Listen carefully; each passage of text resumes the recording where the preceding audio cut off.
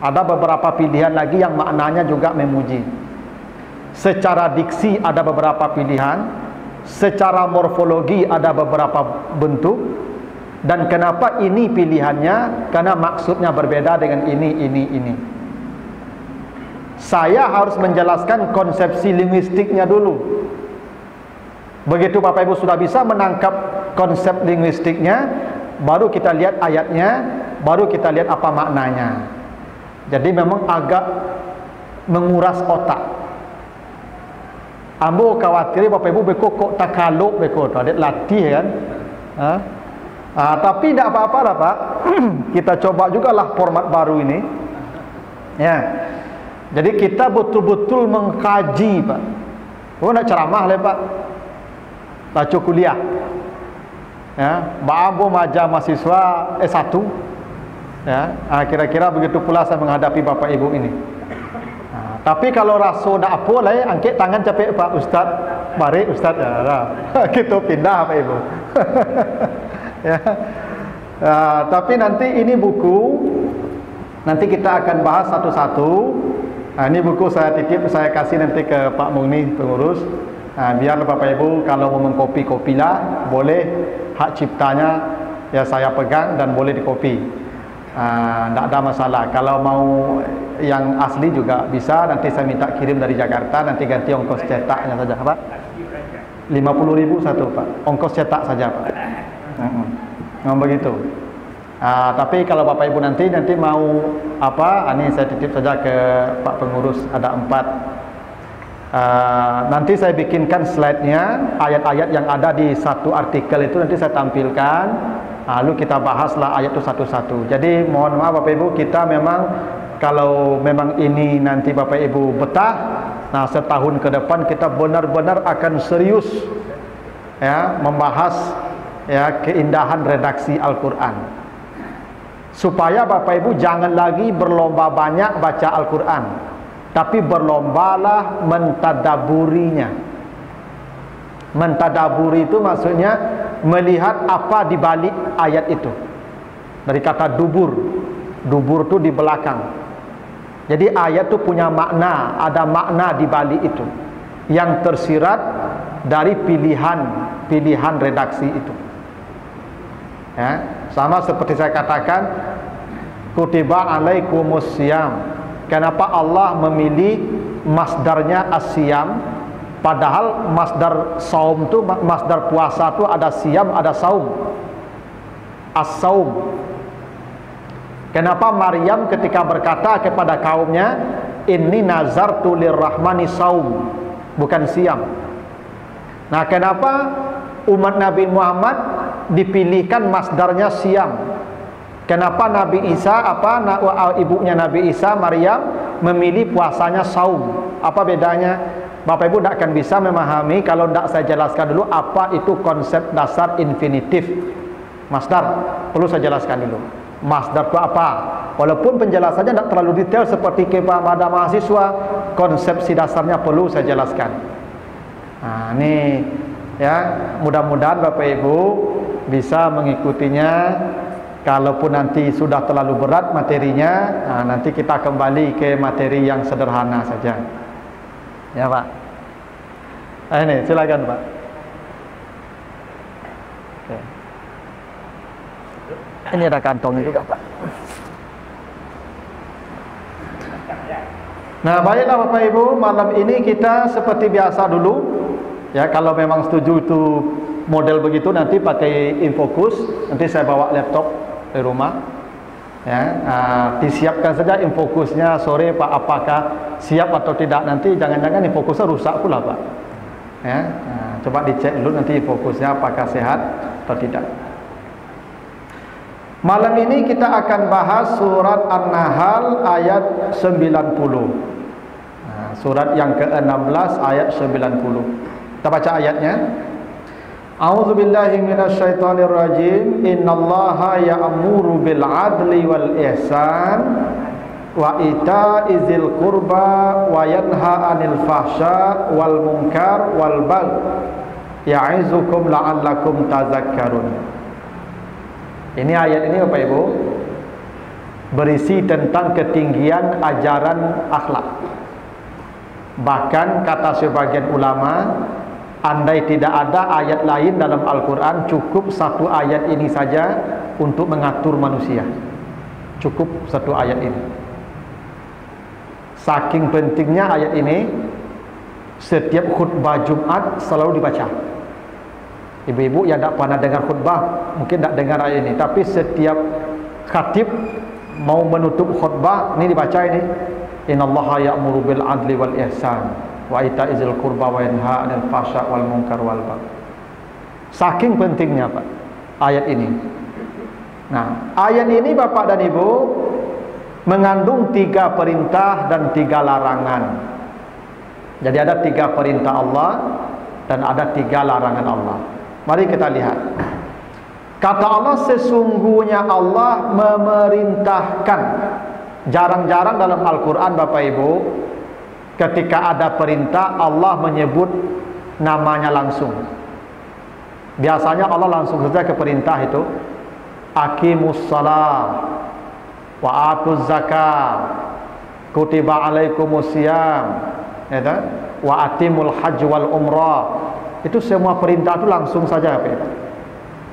Tapi ayat ini mengatakan Allah yang memerintahkan. Itu saking pentingnya Pak. Apa yang diperintahkan Allah? Pertama, hendaklah kamu berlaku adil. Jadi perintah Allah kepada manusia Bapak Ibu, hendaklah kita berlaku adil. Apa itu adil? Adil itu lawannya zalim. Adil itu sederhananya proporsional. Itu adil. Sesuai porsinya. Bapak Ibu punya anak 3, 1 SD, 1 SMP, 1 SMA. Itu dia pergi belanja sama. Itu zalim namanya. Kenapa? Tidak sesuai porsinya.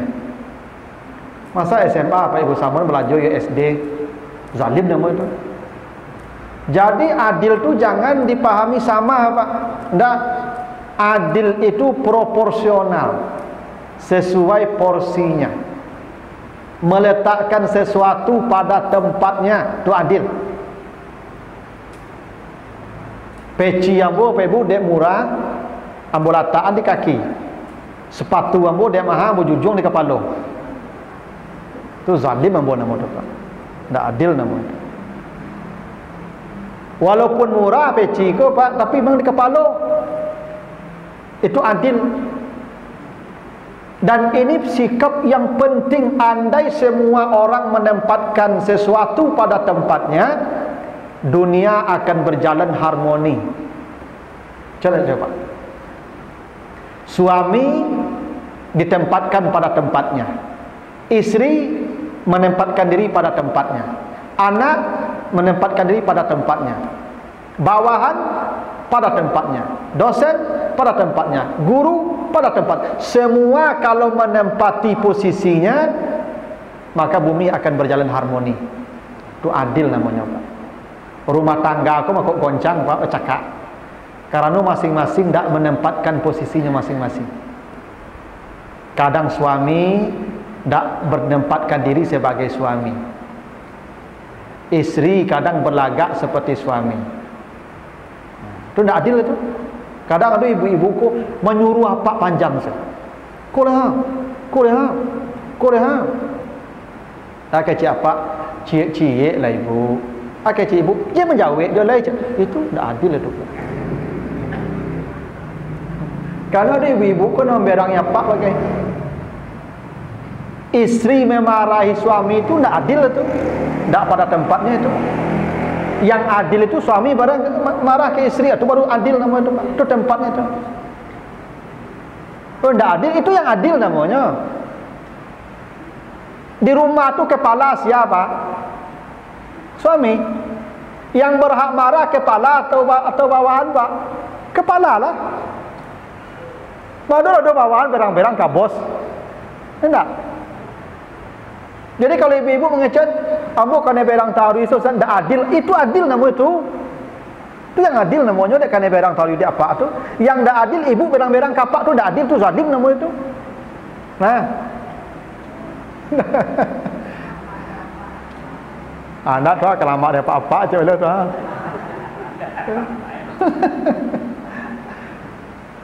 Jadi adil itu seseorang mengambil porsinya, itu adil. Allah kalau ingin memasukkan semua orang ke neraka, baik durhaka sama masuk neraka, adil tu Pak. Kenapa? Allah mengambil haknya. Andai semua orang dimasukkan ke sorga semua, yang durhaka, yang taat masuk sorga sesadanya, itu adil juga. Kenapa? Allah mengambil haknya, porsinya. Walaupun Allah nak melakukan itu. Tapi yang adil itu jangan ganggu porsinya. Adil tu. Apa? Itu hak Tuhan. Tuhan tu Rabb al-alamin. Jangan diatur-atur lah. Sama jambo Pak Ambo yo mahasiswa. Kecek mahasiswa, Pak Ambo kan datang tiap kuliah Pak, tugas bobek tarui ha. Ambo rajin ke kuliah ke Pak. Ambo ayo. Tu ndak adil nama tu, mah atur Ambo nama tu. Dan kerajuinya beraja saja Pak, nilai urusan Ambo. Berikan sesuatu hak itu kepada empunya, jadi gaduh haknya, tu adil nama tu Pak. Kalau semua orang sudah menempati posisinya, ambo tugas ambo sebagai istri, ko posisi ambo Pak. Ambo sebagai suami, ko bagian ambo Pak. Ambo sebagai anak, ko Pak. Ambo sebagai mahasiswa, ko Pak. Ambo sebagai dosen, ko Pak. Ambo sebagai guru, ko Pak. Aman tu Pak. Dado tangkal Pak. Kalau semua sudah menempati posisinya masing-masing, itulah keadilan. Maka keadilan ko umum Bapak Ibu. Bapak Ibu beribadah sampai tidak lalu-lalu, zalim. Kenapa? Kata Nabi, badanmu ada hak yang harus kau berikan. Berikan haknya. Tidur itu hak badan. Kalau diambil hak itu, zalim namanya itu Pak. Apa rajin puasa tu hari, makanya haram puasa tu sepanjang tahun Pak. Tak boleh. Paling maksimal puasa Nabi Daud, sekali makan, sekali puasa, sekali makan, sekali puasa. Kalau puasa sama aduh dak zalim nama itu Pak, dak adil. Kenapa? Badan kita butuh hak. Berikan hak. Jadi yang disebut adil itu Pak, memberikan sesuatu sesuai dengan porsinya, haknya. Andai semua kita berfikir begitu, maka tidak akan ada keributan terjadi Bapak Ibu. Itu makanya salah satu manusia yang diamankan Allah nanti di padang mahsyar, dari 7 manusia yang selamat di padang mahsyar itu, salah satunya al-imam al-adil, pemimpin yang adil, pemimpin yang memberikan hak-hak rakyat sesuai porsinya masing-masing. Itu tidak mudah Bapak Ibu ya. Itu adil namanya itu. Yang kedua, Allah perintahkan kita berlaku ihsan. Kalau tadi adil sesuai porsinya, kalau ihsan, berikan seseorang itu sesuatu lebih dari haknya. Itu ihsan. Kalau orang ihsan itu Ibu mengambil lebih sedikit, memberi lebih banyak. Itu ihsan. Ya. Kok ihsan nama Pak? Wow. Lebih dari semestinya. Itu ihsan. Jadi ihsan itu lebih dari seharusnya. Ya, itu yang paling tinggi Pak, ihsan. Makanya maaf yang paling tinggi itu namanya muhsinin. Fa'fu anhum wasfah. Innallaha yuhibbul muhsinin. Dalam bahasa lain, idfa billati hiya ahsan. Kalau ada orang berbuat jahat kepadamu, balaslah kejahatannya dengan berbuat baik kepadanya. Ihsan. Kalau Bapak Ibu memaafkan, lalu dihapus dosanya, itu maaf dalam bentuk yang biasa, proporsional. Tapi kalau ihsan, minta maafnya langsung diganti dengan kebaikan. Misalnya nyesenggol atau apa, rusak atau apa, tuhnya minta maaf, maaf pak ya, karena itu apa dia mau. Akhirnya siapa? Dah baal apa? Kau piti sejuta untuk apa? Bawa pulang. Kau kapai duit untuk apa kau? Atau kau pergi belanja anak apa? Bawa. Untuk apa pak? Untuk ambo jadi pikir ambo sampai duit begitu. Membalas keburukan dengan kebaikan. Ihsan namanya pak. Kalau manusia sampai ke level kau pak, masya Allah. Ambo yakin polisi pensiun, jaksa pensiun, pengadilan tutup. Yakin bapak? Dah kado orang bercerai dah pak. Ibu-ibu kau ada suami berang-berang, awak lah payah keraju, nyoma nyerenge-nyerenge, lah pasai menyerenge dibuatin kopi, dibuatin susu, dibuatin teh, dibuatin minum. Satiuk menyerenge buatin teh, satiuk menyerenge buatin kopi. Itu ihsan. Kalau ibu-ibu kan tak betul. Kalau serenge, Allah mah sama-sama panik awak mah. Nyak cerita lah.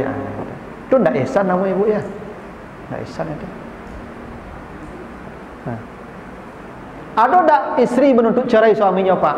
Tidak. Kenapa? Karena dia berbuat lebih dari semestinya. Apa-apa cerita lah. Satu dia kecil ni buku nya melawan siapa? Tiuk dia kecil aja melawan je tahu pak. Satu melawan dok balen baju baru. Setiap melawan balen baju. Ada perceraian tu pak? Tak ada. Kenapa? Semua orang berbuat ihsan. Tak hebat pada. Maka memang betul tak perlu ada ayat lain, cukup satu ayat ini saja kita amalkan Pak Ibu. Selesai. Surga sudah menanti. Kalau beribadah, bagaimana ibadah yang ihsan melebihi dari yang semestinya? Itu kenapa ibadah yang ihsan itu, Bapak Ibu kalau baca Fatihah saja itu baru ibadahnya biasa, standar. Tapi kalau baca Fatihah kemudian baca ayat Al-Ghasyiyah itu ihsan. Ihsan itu melebihi dari yang semestinya dituntut. Dan makanya ibadah yang ihsan itu wa'budillah ka'annaka tarahu, seperti kita sedang melihat Allah. Jadi kalau semua orang sudah ihsan di muka bumi ini Pak Ibu, aman. Tak ada masalah ni Pak Ibu. Selesai dunia tu. Tak kado orang parang lah Pak. Tak kado heboh-heboh buat pemilu lah Pak.